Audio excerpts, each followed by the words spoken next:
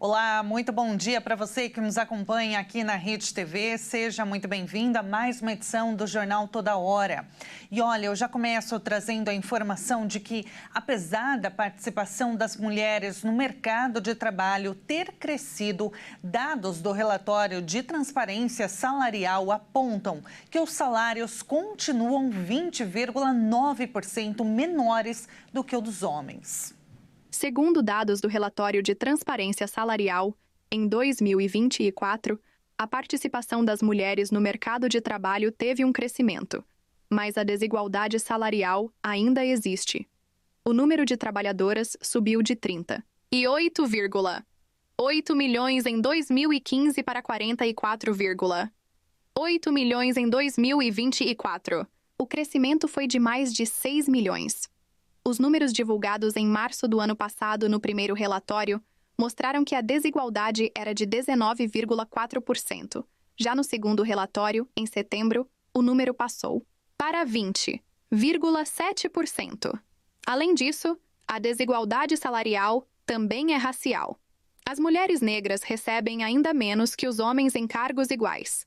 O relatório apontou que homens não negros ganham aproximadamente 110% a mais do que as mulheres negras. Os dados da pesquisa demonstraram que, mesmo em cargos de direção e gerência, as mulheres recebem 73,2% da remuneração dos homens nos mesmos cargos, ou seja, 26,8% a menos do que deveriam. O apontamento considerou 19 milhões de trabalhadores em 53.114 empresas com 100 ou mais empregados. E, segundo os dados, se as mulheres ganhassem igual aos homens na mesma função, cerca de 95 bilhões de reais teriam entrado na economia em 2024. E olha, esse assunto tem gerado muita preocupação, infelizmente motivados pela ilusão de ganhar dinheiro sem precisar trabalhar. 11 milhões de brasileiros desenvolveram o vício das apostas. São principalmente apostas online, realizadas por jovens e até mesmo adolescentes.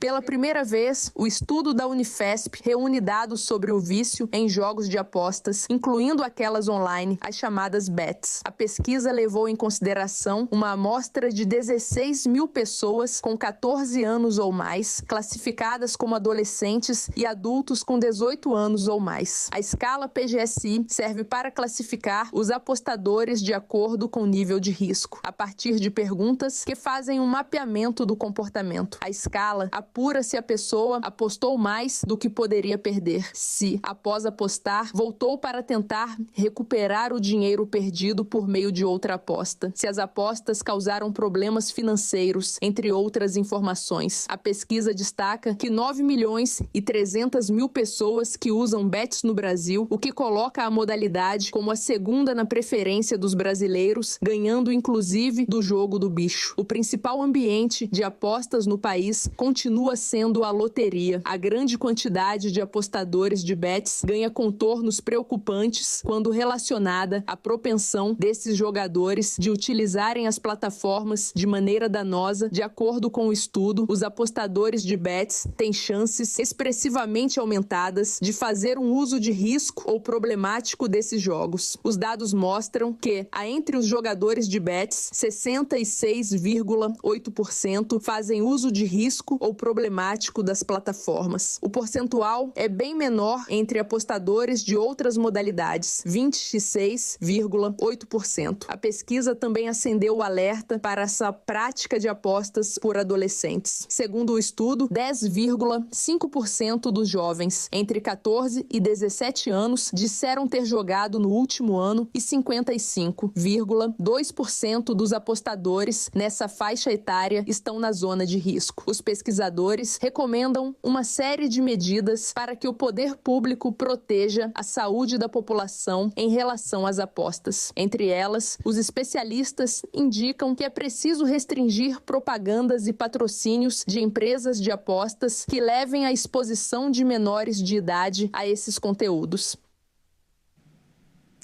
E trabalhar como entregador de aplicativo por moto exige muito esforço e até mesmo muita atenção, paciência para chegar ao fim de cada jornada.